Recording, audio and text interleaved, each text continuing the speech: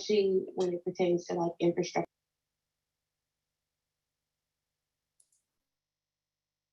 Please, for the moment.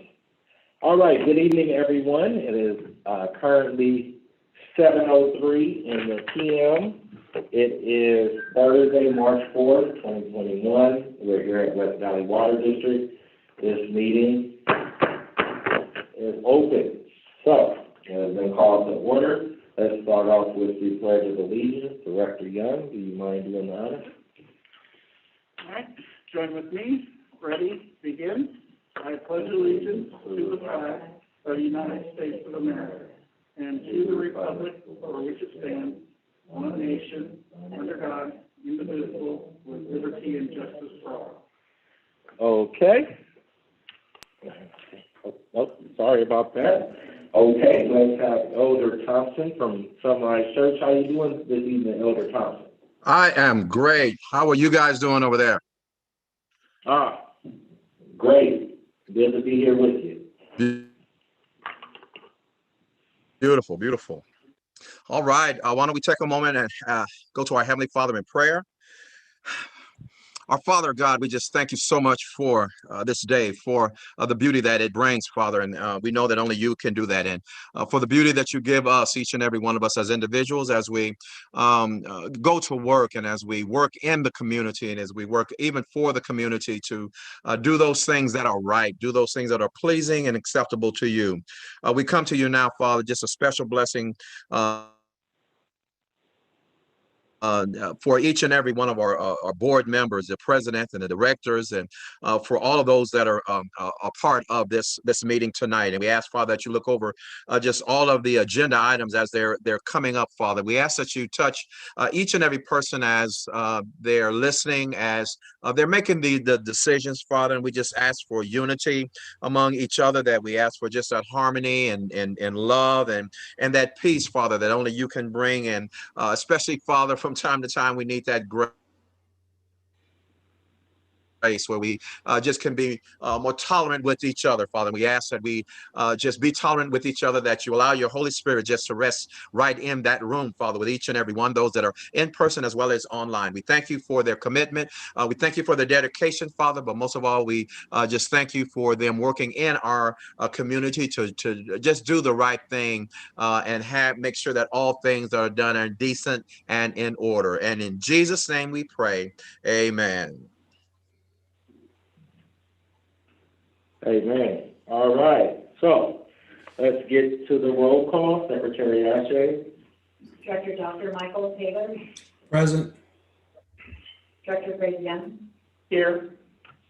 Director Dr. Clifford Young. Vice President Kyle Crowther. Here. And President Channing Hawkins. Here. Okay. All right. Next up, the adoption of the agenda. So moved. Second. Second. All right. Been moved and properly second. Secretary Ashe, call for the vote. Director Dr. Michael Taylor. Yes. Director Greg Young. Yes. Vice President Kyle Crowther. Yes. And President Channing Hawkins. Yes. Okay. Next up, public participation. Under the state of the California Brown Act, the Board of Directors is prohibited from discussing or taking action on any items not listed on the posted agenda.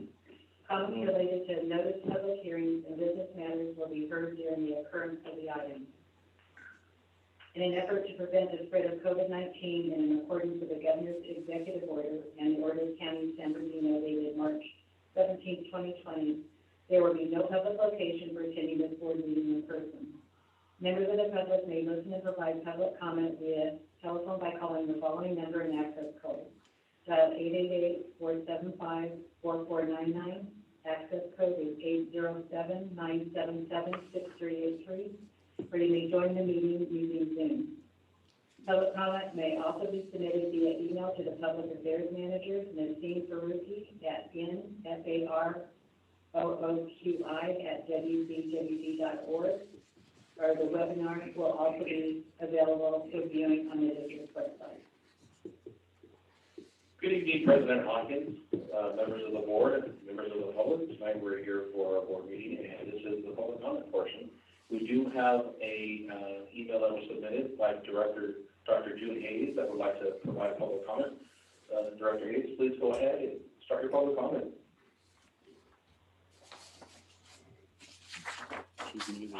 Good evening, all. Hope all of you are doing well.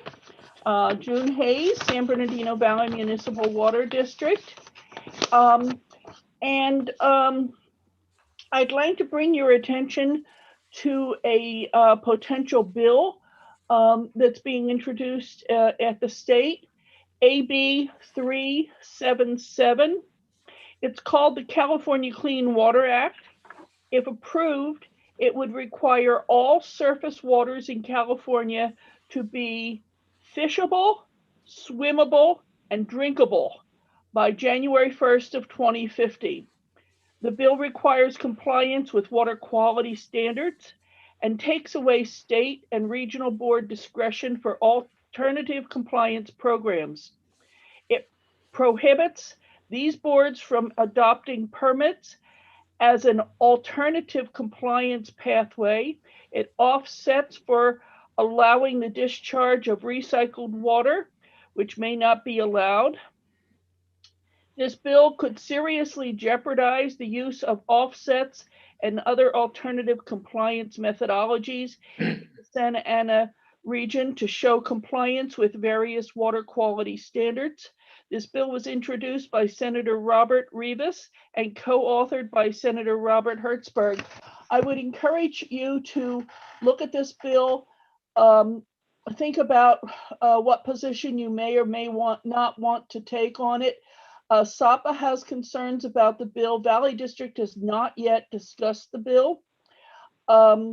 But if in fact they continue away, if SAPA continues on the path that I anticipate that they'll be on, they will be looking for the opportunity for all of our agencies to sign on to one major letter going to the state opposing this bill, with the attempt to get the bill killed before the end of April when the bills actually start to take legs.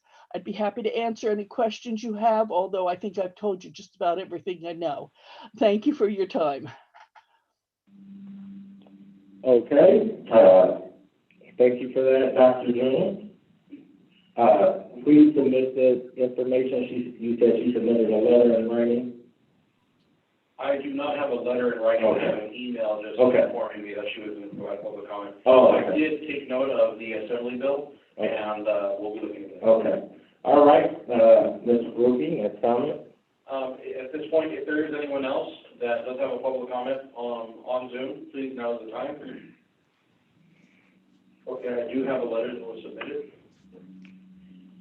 Excuse me. Please start the timer. Hardy Brown, Publisher Emeritus, March 4th, 2021. I've been watching your meetings by Zoom. I want to commend you for having short meetings, and I will not prolong your meeting tonight.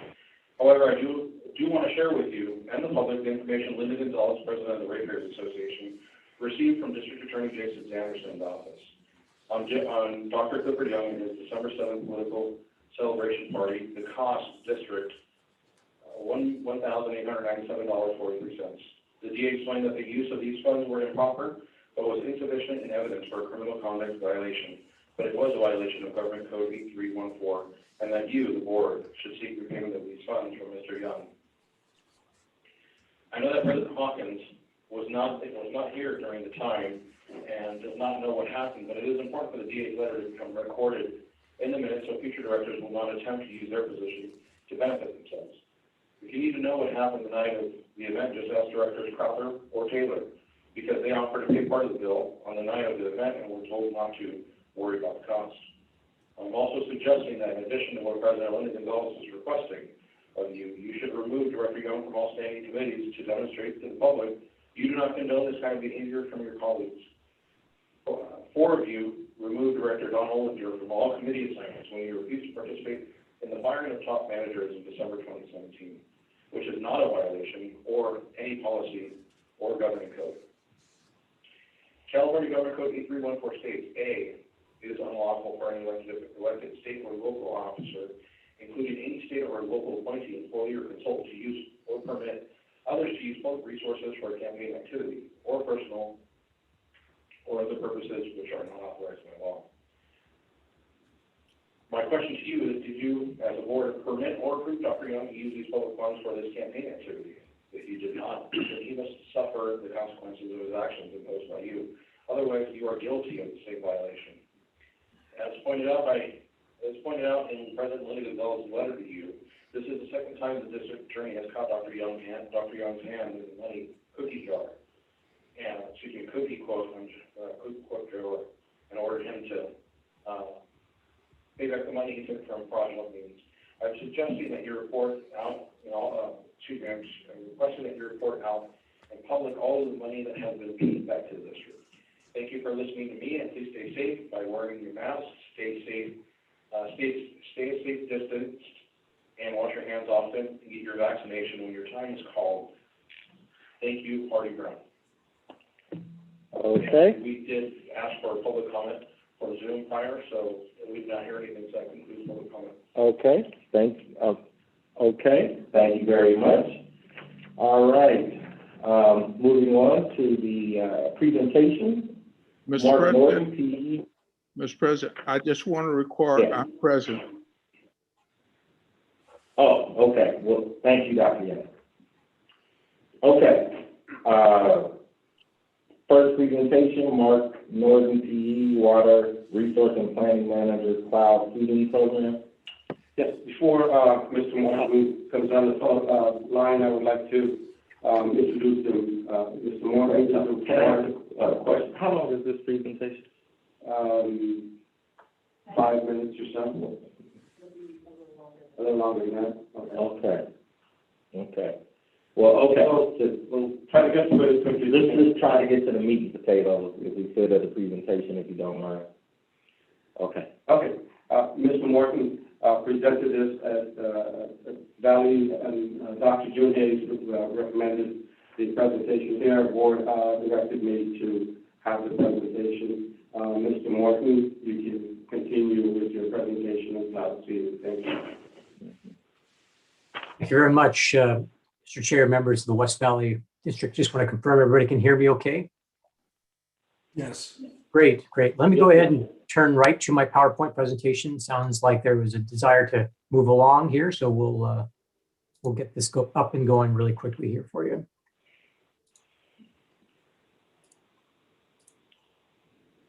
All right, can everybody see the screen?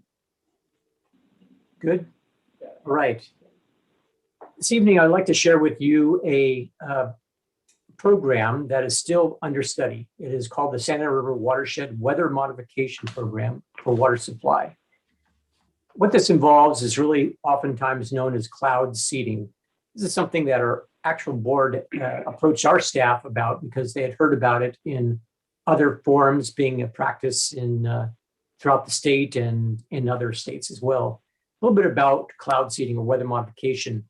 A lot of people have the misconception that our natural weather, what we breathe in, is all pure and clear. Actually, there's a lot of dust and ash and pollution out there, as you know, and these particulates are what snowflakes attach to in order to form a snowflake and fall to the ground. Basically, weather modification or cloud seeding, it produces precipitation and snowpack up in the mountains. It's also used for hail suppression and fog dispersion. Basically, the concept is to introduce a natural substance called silver iodide as basically the nucleus of the snowflake. It's basically released up into the mountain ranges by wind action. And as it comes in contact with super cool liquid water, it eventually drops out as snow and eventually into the mountains.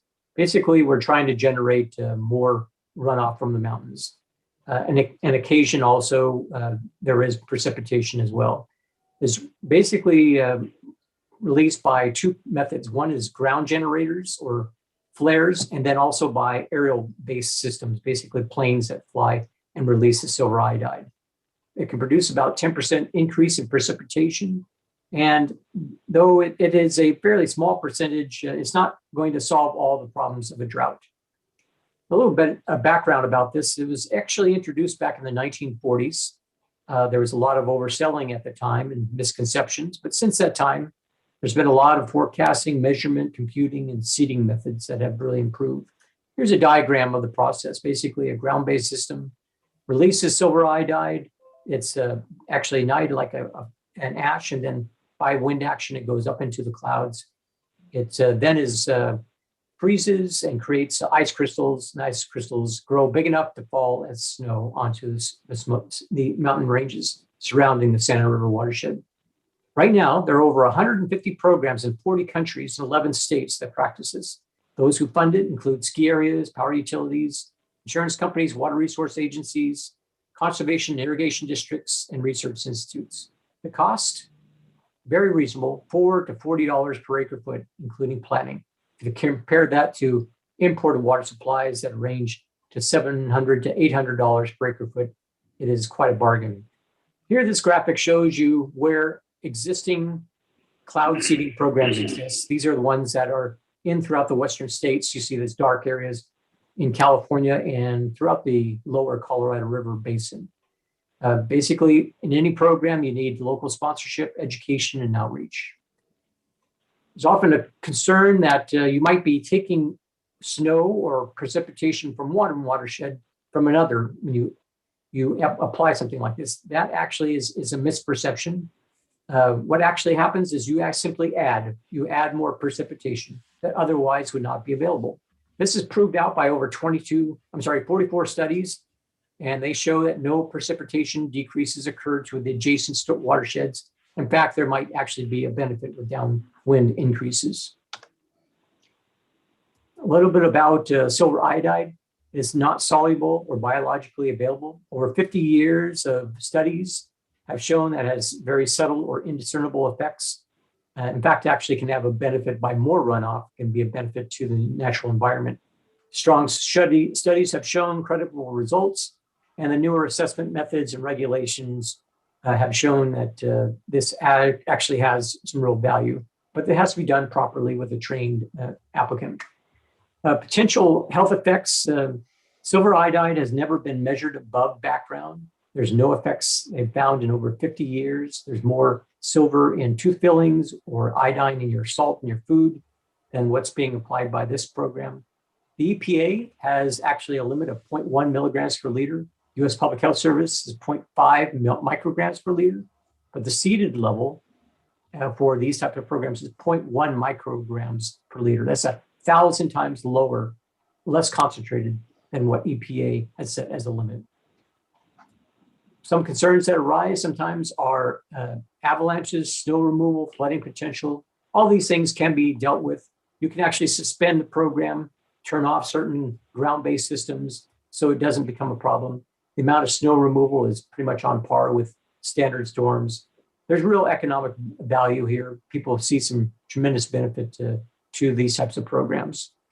You do need to have a properly licensed operator. There are permits here in the state of California that are required.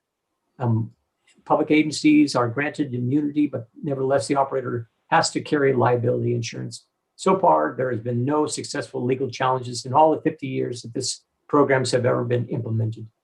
So that's a very positive statement. We follow the American Society of Civil Engineers guidance on precipitation of these types. And here's some of the guidelines that are already in effect. In California, there's a number of programs. You get a snapshot here, 12 to 15. They're operated per year. And it's actually even described in the California Water Plan as a type of water resource strategy. So it's not experimental anymore. In fact, there's been a very long-term study over 10 years, $15 million was devoted to a randomized crossover experiment with the National Atmospheric Research Center, using the best equipment out there just to really prove it out. And basically what they've shown is it's a viable technology. It demonstrates that ordinarily under wintertime precipitation, about 30% of the storms are seedable. And under half that time, seedable conditions when there was no precipitation could include those cloud seeding opportunities. So in summary, the advances since the 1940s really addresses those misconceptions. The benefit, 5 to 15% increase in runoff and snowpack. It's cost effective. There's no downwind effects, no environmental or health effects. Local leadership, education, and support is important. A number of projects are increasing. There was just a recent one in Santa Barbara that was just started last year. So the research shows that it is effective. These are pictures of the actual ground-based seeding methods, cloud nuclear generators, pretty much a propane tank that ignites the silver iodide. And by wind action, these are pretty much placed pretty close to where wind would bring water up or bring the silver iodide up into the mountains. This is where you'd locate these CNGs, we call them. Another system are the automated high output ground seeding systems, a little bit more effective near the coastline areas. And then, of course, there's also probably what a lot of people envision when they talk about cloud seeding is the aerial seeding, where you can actually attach it to planes, but it's a little more expensive and a little more challenging to not interfere with existing air traffic. Here's the Santa Ana River watershed. You'll see generally 4 areas that are the seeding locations.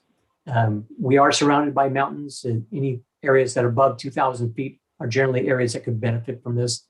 The red squares show the locations of the ground-based systems, and the yellow are the AHOG systems over by the coast.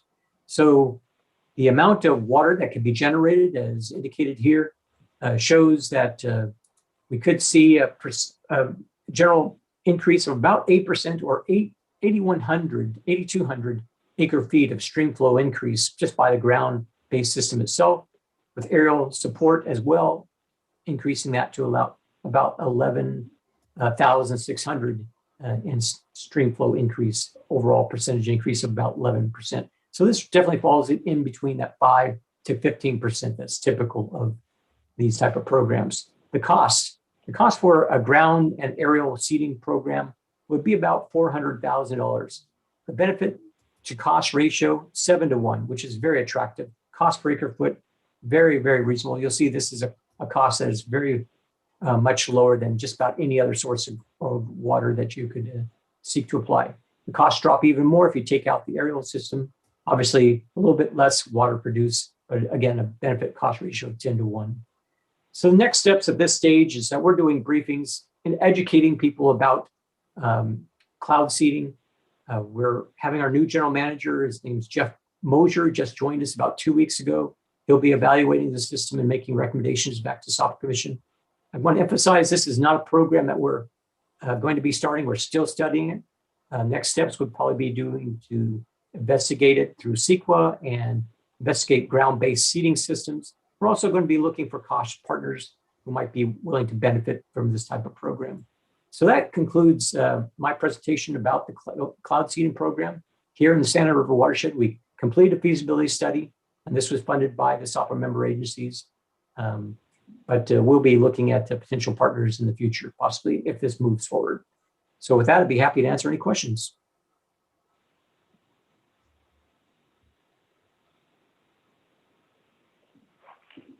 I think that Dr. Young or Dr. Taylor or Kyle, do you guys have any questions? I don't really have any questions. Do you have examples of districts that would be similar to ours that that have used this? This really makes sense for fairly large watersheds. Is for the most part, most of these types of systems are conducted in areas that are surrounded by forests. San Luis Obispo, and also even LA had started this program. LA stopped it because of the fires that have generated. They don't want to necessarily make things worse with increased rainfall. But they still have that program ready once the areas that have been burned regenerate themselves. But there are many, many programs, as I mentioned before, up and down the state. Right. But as far as a specific agency and saying the benefit would be a certain amount, it is very broad. It is very general. This is a watershed approach. Okay. That's all I have. Okay, anybody else have any questions? No? Okay, all right, well, it was a very interesting presentation.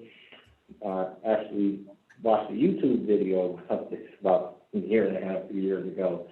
So interesting concept. Thank you for your presentation this evening. We look forward to hearing more about this in the future. I don't know what San Bernardino Municipal Water District is doing. As you guys go along, keep us informed. All right. Thank you very much, Dr. June, for bringing this our way. You're welcome. All right, next up. Recognition of Board of Directors and staff completing the Special District Leadership Foundation Academy. Woo-hoo. All right, what do we have here? Do we get the stickers like gold apples or something?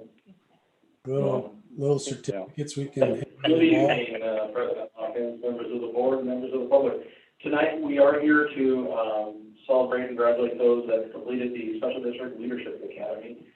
These are 4 different modules that vary from human resources to finances to help ensure that we as a special district improve our operations and overall understand our role of each individual within an organization, making it successful. We do have a number of folks here from board of directors, from directors down to staff level that have completed all 4 modules. We do have as well a number of supervisors and managers that are right just one class shy of also graduated from the program. So in the coming months, we do anticipate we will have more folks that will be celebrating their achievements. So tonight, I'll go ahead and start. Unfortunately, due to COVID, we do not have all of the actual physical certificates here, but we are working with the Special District Leadership Foundation to making sure we do get copies, and they actually do come with a nice frame to be able to have it on your desk or your personal office as well. I'll go ahead and start. First, we do have our board president, Channing Hawkins, who spearheaded the program. Congratulations, President Hawkins, on your achievement in completing the Special District Leadership Academy. Okay. You go ahead and talk. Okay. Thank the staff that sat through those Saturdays. Director Dr. Michael Taylor. Thank you. Thank you. Thank you for sitting through. I'd love to take a picture of you. Unfortunately, due to COVID, we won't, but once we get back to operations, we'll make sure to do that. All right. Shamindra Ricky Nambahal. Albert Clinker. And I didn't go over titles, but everyone does know our directors, but Ricky is our acting general manager and chief financial administrative officer. Albert Klinger is our business systems manager. Now we have Rosalie Gutierrez. She's our senior engineer. Joe Schack, he is our production supervisor. Cynthia Burks is our public affairs analyst. And for that does conclude, we do have also Rudy Oldwin, who is our distribution and transmission and distribution chief system water operator. Chief system water operator. Is that correct? No. Water systems operator. Sorry, the job the titles were. No. But overall, if I could just share a little bit of what went into these classes. Each class is an entire day. It can be from 9 a.m. over till about 4 p.m. With a lunch break and a few 15-minute breaks. However, throughout the course, you are asked questions to participate and given scenarios in terms of how one should operate within an organization. This did take place over a period of a number of months. As President Hawkins did state, it did take place. We did host them on Saturdays. So especially thank you to the board board, and thank also the staff, managers that, took their, Saturday, voluntarily to go ahead and participate in this program. And overall, it's to benefit our ratepayers, to making sure we run an effective and efficient organization. Mm-hmm. Now, Nasim, with this program, where does this place us in regard to certification with the special districts? Are we at a certain tier now? Where are we? We are actually heading towards a gold tier. And the reason for that is there are specific requirements that we need to meet. Right now, we need to have 3 directors, a minimum of 3 directors that complete the program. We do have Director Kyle Crowther that also has 3 modules completed. Like, for example, myself, I have 3 modules completed. I had a personal family emergency that wasn't completely able to get off board. However, we've already set up classes to be able to make up for those dates that people have missed. But that does get us to the gold level close. We have also have our acting general manager that is completing currently the GM's courses, and that actually is a very difficult test that takes place later this year. But he's been actively completing the different courses with different general managers throughout the state. Mm-hmm. Now, are we at the bronze level now, or are we just going along the path? We have the transparency certificate of excellence. Through there, we're actually headed towards gold. Okay. So right now, we're still working in progress to meeting the gold. Okay. But we are definitely on track to meet that gold requirement. However, we could get to platinum if we do have more gold. Okay. Any other board members have any comments? No. Well, I do want to say one thing. The Special District Leadership Foundation's training that we've had has been very good for our organization. I think both the board members and the staff had an opportunity to learn more about our roles and responsibility, whether that came to finances and how to be good stewards of the public dollar, whether it is human resources practices and how the board of directors and others have a role in that, and management and engagement with the public. And so these courses were very substantive. For some of our leaders, they had an opportunity and knew some of this information. For others, like myself, it was a really good opportunity to really get in-depth dive on the best practices in our industry.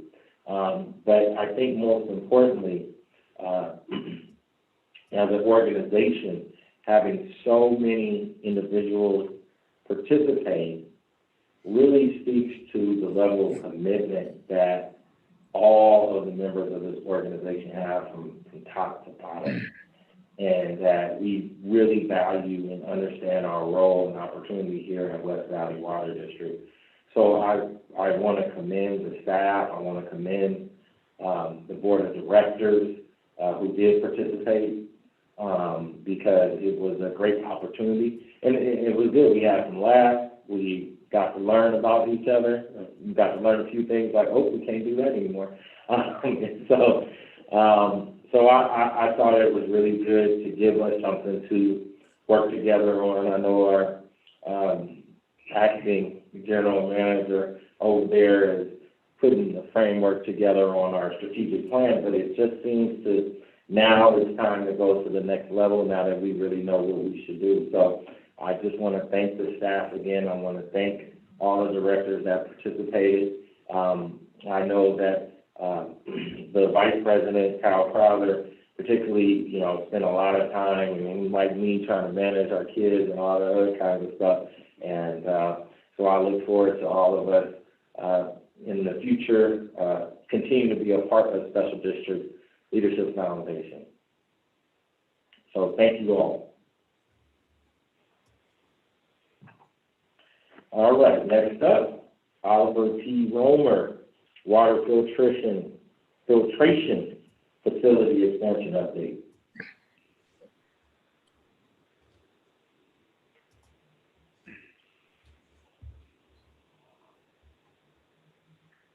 Good evening, President Hawkins, members of the board. Linda Jadesky, Engineering Services Manager here at West Valley Water District. Just wanted to give you a quick update on the Oliver P. Romer expansion project and what has transpired since my last update to the board. Just a quick update on some funding items, request for proposals that was issued, some technical memorandums that were provided by our consultant, and our industry announcement of the project. Our consultant and staff have been working to collect information and data for the preparation of a loan package for an SRF loan funding, and that includes general information package, technical package, environmental package, and financial package. A request for proposals for professional legal services was posted on Planet Bid. The posting was for experienced firms in progressive design, build, project delivery. And for contract drafting for the project negotiations, they would have to have an understanding of SRF and look at legal issues, CEQA compliance, and provide basic legal advisory services as it relates to a design build contract. As I mentioned, this was posted on Planet Bid. We have received 3 proposals. Management and our consultants will be reviewing those proposals and bringing that to the Board of Directors for approval. Since my last update, our consultant has prepared 5 technical memorandums. We've been doing civil site work, which includes an influent and effluent pump station, a filter building, a demolition and modification to the site. Things including a new retaining wall, new site service roads, modifications to the existing entrance roadway, HVAC removal and replacement, site excavation and grading, new pavement improvements and new paved areas, site drainage and yard piping. With the new influent effluent pump station, we've been looking at concrete pads, vertical turbine pumps, meters, valves, piping, electrical work, PLCs, VFDs, and motor controls and SCADA systems. They've also prepared a document on plant hydraulic analysis profile, solids handling, and the pretreatment stress testing, which was done to confirm that the hydraulic design and treatment capacity of the existing pretreatment system will be able to accommodate the additional flows with this expansion, and to see what other physical or operational modifications would need to be considered.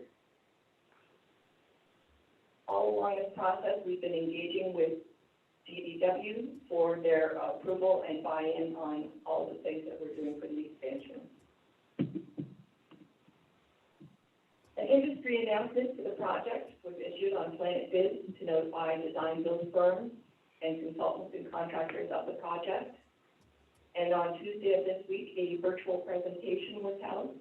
We had 92 people in attendance virtually, and we had a very great presentation by GHD, and they went through all of the detailed design that has been gone on so far. We are now scheduling site visits with those entities who are interested in providing services for the project. Currently, we have 5 tours scheduled, 2-hour tours up at the site to go through with staff and their consultants. And that concludes my presentation. Okay, any members of the board have any questions for Ms. Jadesky? No, good presentation, very thorough. Nope, thank you, Linda. Yes. Yes, excellent job updating us. It seems that the process you're going through, that we're going through for this seems to be very thorough and complete. Thank you for doing an excellent job. Okay, all right, end of presentations, on to the consent calendar. Is there a motion? I'll make the motion. That we adopt the consent calendar with the exception item 4. Is there a second? I second. Okay, any discussion? Or we just call for, any discussion? Seeing no discussion, let's call for the vote. Director Dr. Michael Taylor, No. Director Greg Young, Yes. Director Dr. Clifford Young, Yes. Vice President Kyle Crowder, Yes. and President Channing Hawkins. No. All right, 3-2. 3-2. All right, so the motion carries. Item number 4. All right. I'll make the Do motion. we have a motion? I'll make the Okay. Ms. Crowder, Yes. are you making a motion? Or- Who did I hear? Wait. Okay. He wants to make the motion. Kyle, are you Kyle. making, okay. Kyle, what's your motion? I make the motion to pass item number 4. Pass it? Okay. Yes. All right. There a second? I'll second it. All right. Any discussion? All right. Let's call for the vote. Director Dr. Michael Taylor, Yes. Director Greg Young, No. Director Dr. Clifford Young, No. Vice President Kyle Crowder, Yes. and President Channing Hawkins. Yes. 3-2. Make sure to tell, Ms. McDonald that, we hope she does well in this, in this nomination. All right, moving on to business matters. Item number 6.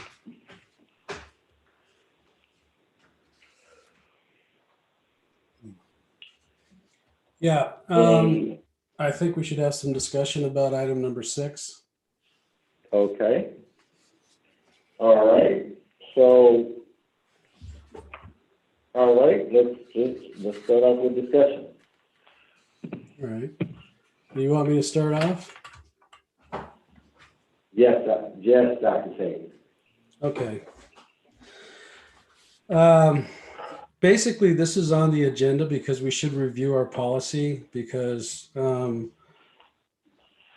there has been incidents in the past where some of the board members have violated our policies. And this was one of the particular policies that we put in to make sure that we would all stay on the same sheet of music, so to speak. February 6th at about 9:28 p.m., there was a post by one of our board members on their Facebook. And what it depicted was the use of our letterhead, and the letterhead from the West Valley Water District was all about a project that was going on in his district or his area where he resides. And what it did is it used it in a political position, which is in violation of our policy, which is pretty strict and pretty explicit about it. And his title was used, and it talked about his disfavor of the project, and to kind of, so to speak, rally the residents against it. And I understand that. I mean, I can understand that if you live in a certain area and you don't want a certain project, that you're going to be very vocal about it, and you have the right to do that. But my problem with this is that as a director, there's some very strict guidelines that we have to follow, and you cannot use letterhead from the district to oppose a project that is a personal, that is something that is personal to you, and it has nothing to do with the district itself. This was never brought to the board. None of the board members were ever notified. It was just done. It was posted on the director's website. And one, use the letterhead for these purposes, for personal purposes. And it kind of, it actually sends the message that the district is against this, especially when you post with our letterhead. There was no disclaimer on the posting itself nor the letterhead that this had nothing to do with the views of West Valley, which is required as part of our policy. And the fact is, you can't even use letterhead for this. The reason that we have this letterhead for use by board members is when we put out things about special projects that we're doing that involve the water district or things of that nature. And generally, it goes through either a committee or it goes through the general board itself, or it's something that our external affairs department would contact us and talk about and then put out something on letterhead. And as I said before, there was no communication with the district with this, and there are clear violations in terms of our policy, which was done. Not only that, when it talks about violation of this specific policy, and included in the packets that we have is the policy itself, along with the postings that were done by the board member, as well as the letter itself that was written and signed by the board member and post along with his posting, and also his posting of the project itself that he opposes, which I said, I don't have a problem with that. Opposing a project, that's your right to do that as a citizen in that area.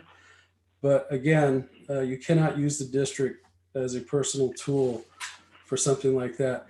But to violate this policy, if you go to our policy itself, and in your packet, it's page 156, one of the things it talks about is consequences when you violate this policy. And it clearly states in section 6, it says violations of the West Valley Water District social media policy by any West Valley Water District employee could result in disciplinary action, including but not limited to termination. Violations of the West Valley Water District social media policy by board members, and it specifically mentions us, could result in a censure by the board of directors.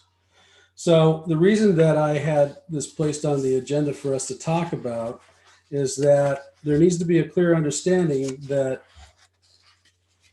none of the board members, including myself, have the right to use the district, especially specific letterhead itself. And what I'm talking about is it looks like this, it's in your packet, for a personal reason. And I've read the letter, I've read the project, I've read the policy, and there is no nexus. There is no nexus to this project for the district. We shouldn't even be involved in this. And all it does is because of this and because of the actions, what has occurred since is that the person who owns the company that's involved in the project has done a Freedom of Information Act to get any and all paperwork associated with this from the district, and looking to find out if there's some nexus here with the district and the project itself, which there isn't. And it's put us in a potential liable situation in terms of the district. So this is the reason that I bring it in open session to the board. And I think that we should have some discussion about this in terms of, what our opinions are on it and what we should do in the future and what we should do about this violation of our policy, if anything. And that is my point of discussion. With that, I'll turn it over to the president. Okay, any comments? I have a lot to say. Well, thank you everyone for being here tonight. So let me just respond to some of what was just put out there. First and foremost, I spoke for myself as a board member, a singular board member. Nothing in my comments said that I spoke on behalf of the district, any other board member, or the board of directors as a whole. Now, I think there's legitimate maybe debate on and I've even had discussions with President Hawkins and General Manager Ricky as far as maybe the solution, just to make sure there can be no confusion when a senior board member speaks out publicly on an issue, is to have individualized letterhead, and I think that that might be a sensible thing to do moving forward. But let me just clarify a few things first. First, Mike, you talked about how I violated the political practices policy here at the district. Well, I would encourage you to actually read the state law chapter that our policy actually refers to. Because when you do read the full chapter, not simply the introduction to the chapter which our policy refers to, you'll see that the state is concerned about two particular types of political activities. One is the direct support and encouragement of public employees to use resources in the solicitation of support for a direct candidate. And two, the support of trying to solicit campaign contributions for a political candidate. Those are pretty much what the whole chapter summarizes. Public comment is not listed as a political activity in the very section which you say our policy refers to. So first and foremost, public comment is not really a political activity. A Facebook group is not a political committee. We are simply speaking out with concerns about projects, and if you're looking for a nexus, I found one. It's the water quality issue, because when I first got involved in this project, I had a few questions, but wasn't sure how deep it went. But honestly, in the intervening weeks since then, my concerns have actually deepened. Now, I'm still doing a lot of research. Again, I've only spoken out as an individual, but there may come a time where I may have to put an item on this agenda for an actual formal discussion by the full board, because I have growing concerns about the mitigation that exists on these heavily industrialized projects, which are capturing all the runoff from these properties and trying to infiltrate them into the ground. And with all the questions that I've asked of staff at the county, no one can give me a straight answer as far as what the mitigation is to protect the water quality of our groundwater. And remember, that is our groundwater resources. So there is a nexus there, Mike. Now, as far as the social media policy, it might actually help if you all maybe read the social media policy. Because if you look on page 42 of your packet tonight, I'll wait for you all to turn to the page. Very top of the page. You all talk about what the disclaimer said, but read the few sentences before the disclaimer. Therefore, regardless of whether an account is personal or public, as explained below, it is required that board members include on their accounts, for example, on the profile page, a disclaimer along the following lines. You all are talking about my post. Nothing in our policy says that I have to put it on the post. It says I have to have it on my account. Now, I have screenshots here. The night that the agenda packet first came out, a couple weeks ago, I went home and I took screenshots. If you actually look on my profile page itself, you will find such said disclaimer. Not on the actual post, because again, that's not what our policy actually says. Furthermore, without outing the fellow board member, another board member who's very active on social media does not have it at the same time in which I took these screenshots. So I have many screenshots of that director's page with no disclaimer and posting things that are far more political than me providing a public comment. So if we want to get into throwing stones, just be careful. I'm not going to say who, but I'm just saying that before you make accusations against a board member, you might want to actually read the policy, because it doesn't say I have to put it with a post. It says it has to be on your profile page, which I have done. Now, again, after having discussions with President Hopkins and General Manager Ricky, I can fully see that, okay, maybe some might be concerned that because the name of it appears at the top, that, maybe some people might get the wrong impression. Okay, that's a fair point. I do not completely agree with that. Again, I took careful to not say I spoke on behalf of anyone other than myself. But If people have those concerns, then by all means, let's address that. But we do not have a policy which says you have to do X, Y, and Z when it comes to using letterhead. In fact, I have several emails, in fact, 3 emails from just one calendar year in which I, as a board member, have been provided letterhead. Now I ask, what do you think I'm supposed to do with letterhead? Make paper airplanes? No, you use it to write letters when you need to. Well, as a water board member who represents the 5th Division, I have some concerns about this project in general, yes, as an individual, but more importantly, as a board member who doesn't cease to be a board member when I leave this dais, about the water quality for our groundwater in the South Riverside Basin. Because this project, if in fact my research doesn't at some point dissuade me, I fear is potentially going to be damaging our water quality in this basin. So with that, Well, then, okay. Well, I want to respond to this. Well, you know what, Greg? Then if you were that concerned about it and you thought there was a clear nexus, you should have brought it to the board, but you didn't. Second thing is, I did read the policy. And in section 5, board of directors use, this section is to provide guidance for the use of social media accounts by board members, use of district resources. I hate to tell you this, Greg, but our letterhead, that is a district resource, okay? You might want to read this section. Section A, board members participating in social media are prohibited from utilizing district resources and representing that he, she is speaking on behalf of the district, which I clearly believe the emphasis is that people think that you're speaking on part of the district. And I'll tell you why in just a second, okay?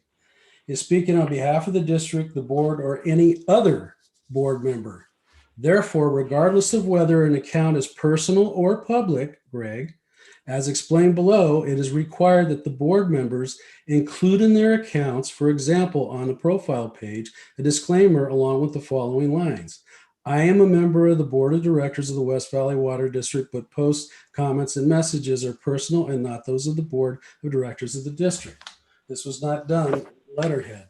And the basic thing is you use the district's letterhead. You state that you believe this is a concern that we should be concerned about as a water district. You're trying to point a nexus to it, but you failed to bring it to the board so we could act as a unified body of elected officials and then maybe comment on something like that. You've kind of put us in a hell of a pickle here. I know that this particular developer is researching the district right now and is considering whether or not to sue us. So in my opinion, you have clearly violated our policy. And I can tell by talking to you, there is no contrition on your part. You don't think you've done anything wrong whatsoever. And in fact, you feel that what you did was perfectly justified, and which tells me that you will repeat this behavior again. And I don't think that's right. Like I said, when I first said that I didn't have a problem with, you living where you live and being against this project, you could state everything you want about this project on your website, whatever you want to do, but you can't involve the district in this. And I believe this is what you've done. With that, I turn it back over to the president.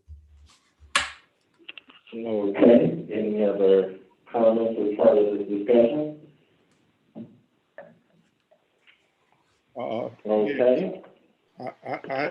I'm somewhat, Mike, you mentioned liability on the part of the district for this post. Can you explain what you mean by that? Sure. When you read this, which I read his document that the letter he wrote on our letterhead and posted, one could infer that this is a district action. This is not just Director Young taking this action alone. And, it could put us in a precarious situation of liability when you do something like that. The whole reason I brought this up is that, one, he clearly violated policy, and I read the section. This is the letterhead is district property. Greg, whether you believe it or not.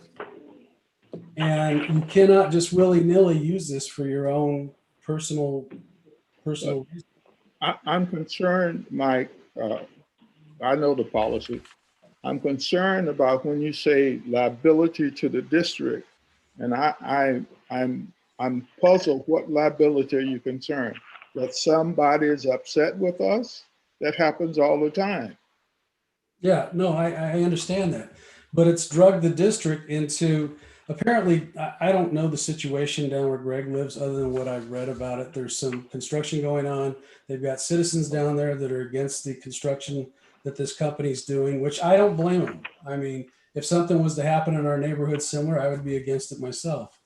Okay. So they're against this construction, this company building this thing here, and they formed this group that they have that are opposed to it.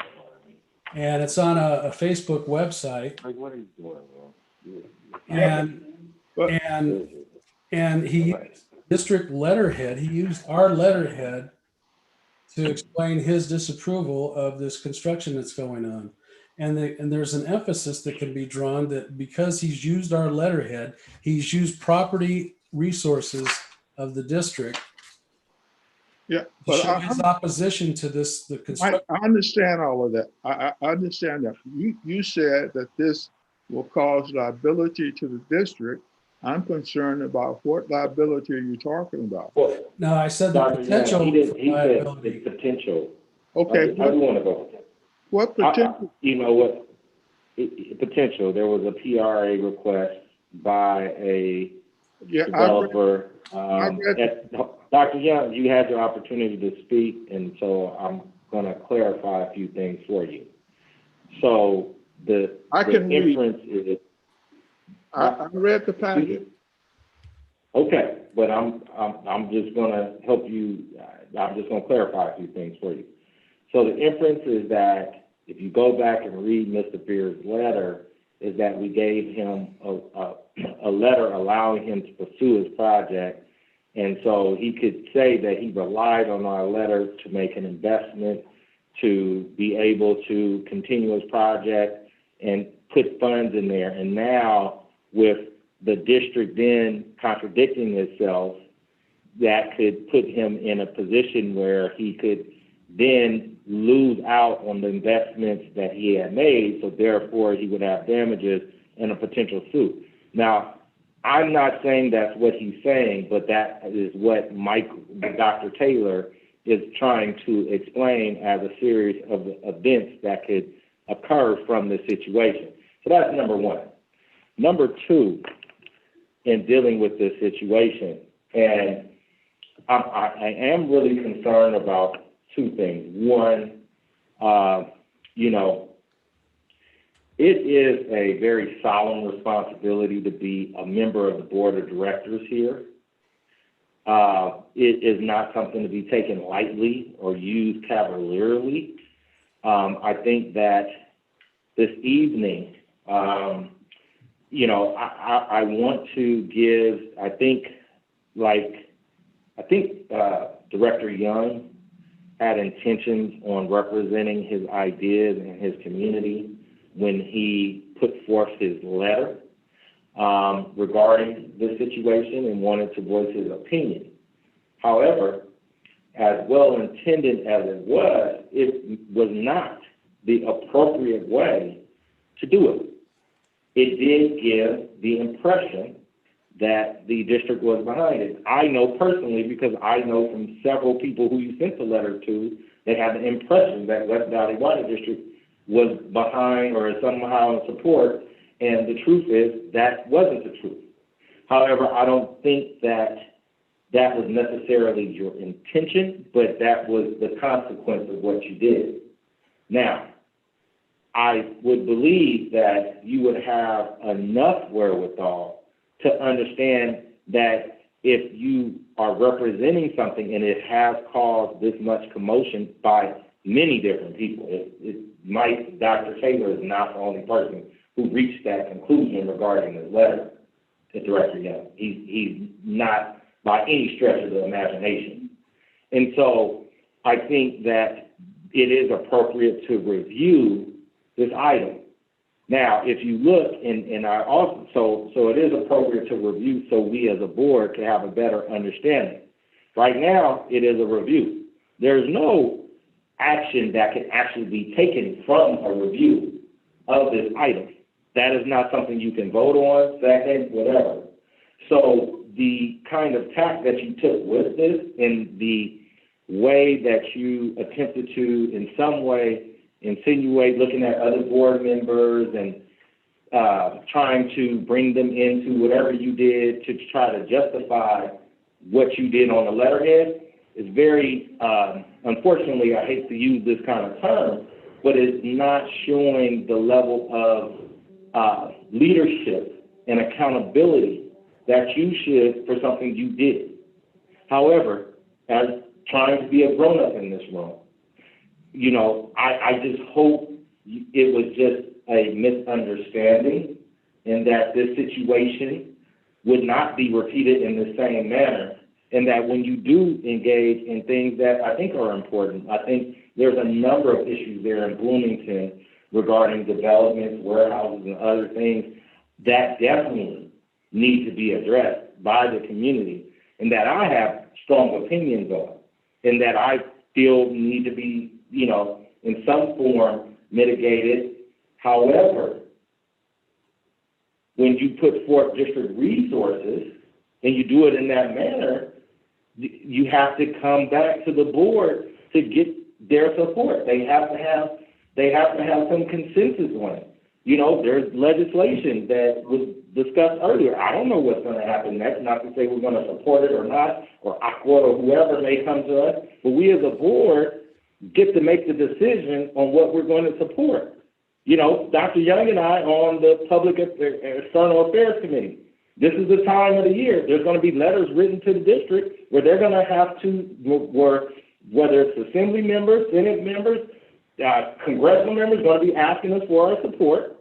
It comes through the committee. Dr. Young's the chair. I'm very correct about this. We get to put a recommendation forward, and the board gets to set it up. That's the process, and no board member gets to circumvent that process. And the letter that you wrote and the manner you wrote it gave the impression that West Valley was doing something that it was not doing. I hope that from this evening, and with my sense, is that it was just this is just an overblown misunderstanding, and not something that in the future, as you communicate, because you are a duly elected member of the board, that you represent. This is, especially on the letterhead or in certain settings, you say, this is my opinion. This is not speaking on behalf of the West Valley Board of Directors, that you clearly let that know so it's not creating this kind of situation. I believe I don't have to agree with you. None of the board members have to agree with me. But we all have to respect the fact that we are members of this board. And you have to do that just the same as the rest of us. So that's where I am. This is a discussion item. This is not even an actionable item, but your presentation and your inference in trying to apply, oh, you don't know what, that's not even what this is about and shouldn't be about. Well, I agree with you, sir. Right. So don't make a misunderstanding. Don't make it as my grandpa would say. Don't make a mountain out of a molehill, and that's what you're on the way to doing. Can I respond briefly to that? Yes. I agree. We should just have a discussion.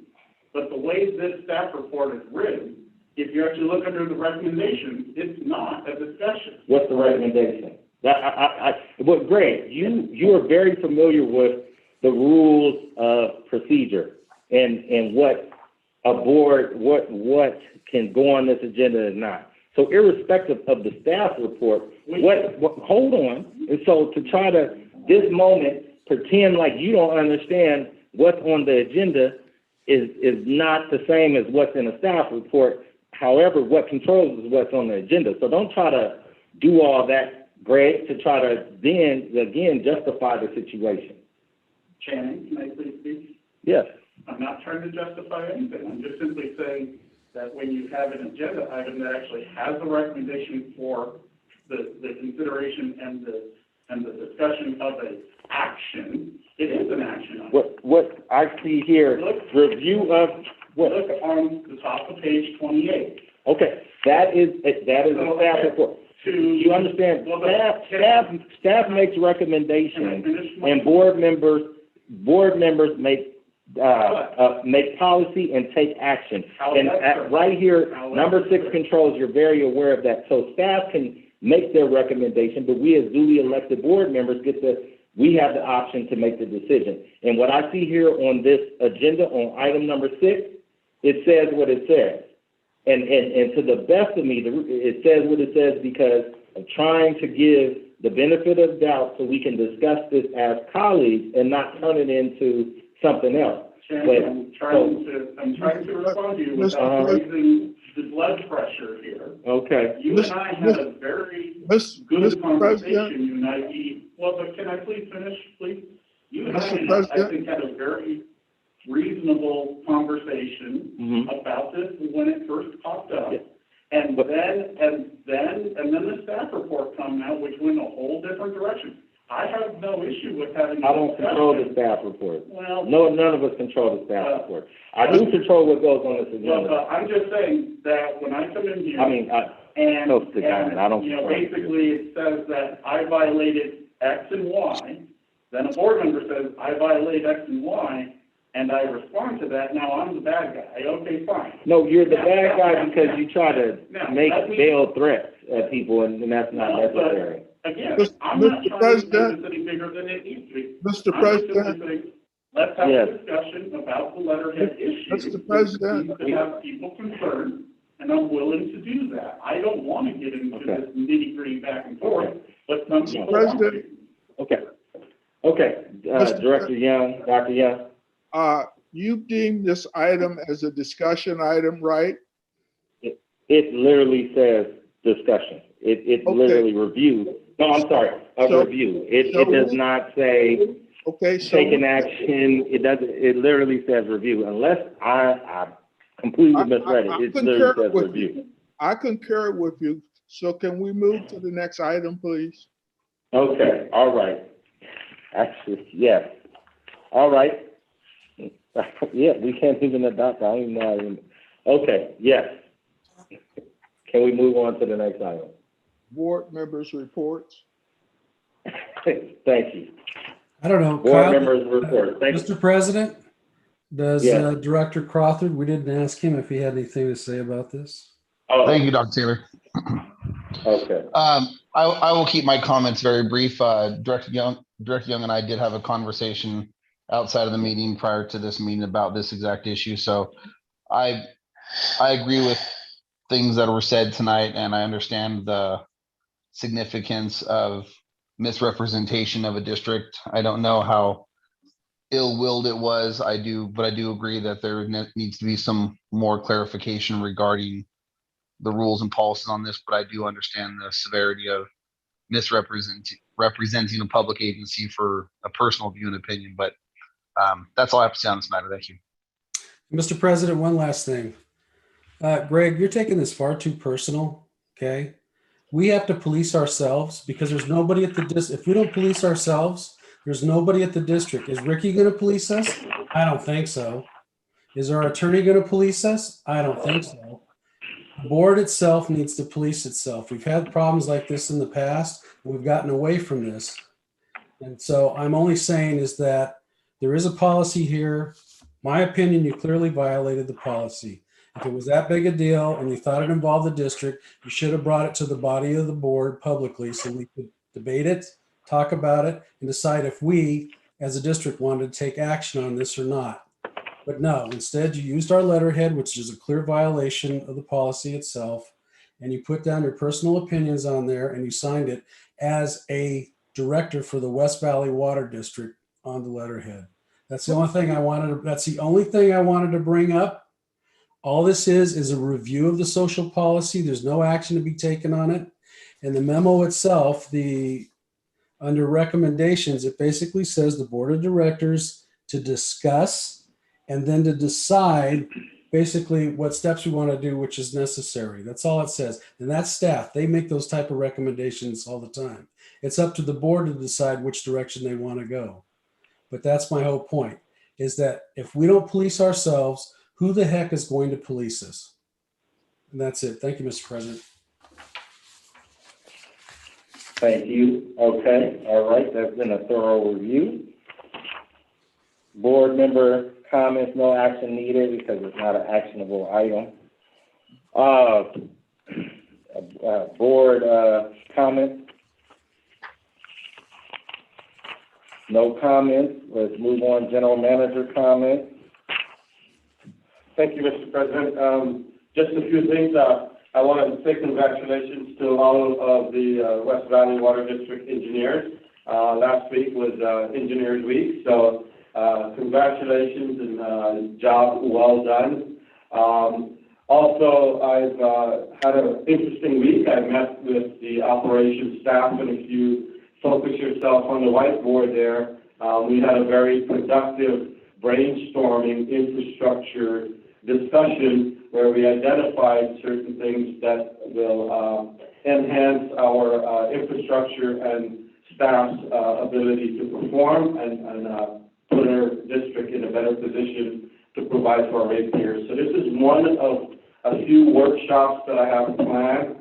From here, we're going to narrow this scope down until we identify some projects that we think we can accomplish, and a full report will be forthcoming to the board on that discussion.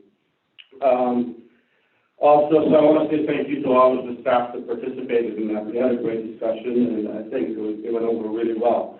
Also, this past week, we've had two tremendously successful events, and I want to say thank you to Nasim Faruqi, Public Affairs Manager, for orchestrating and putting this together. He worked tremendously hard and put a lot of hours into it, and I will let him speak on it. One of it is the state of the district, and the next one was IE Works Virtual Summit. Nasim?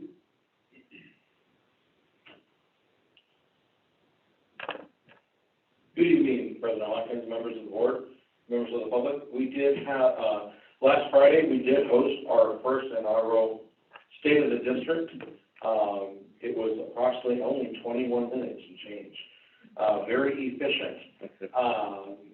The keynote address was President Hawkins. However, we did have a few board members, President Hawkins, Vice President Crowther, and Director Greg Young that joined us in a promotional summary video of our district operations over the past year, as well as our acting general manager, Ricky Mandel, and our assistant general manager, Van Ju. So it was definitely a great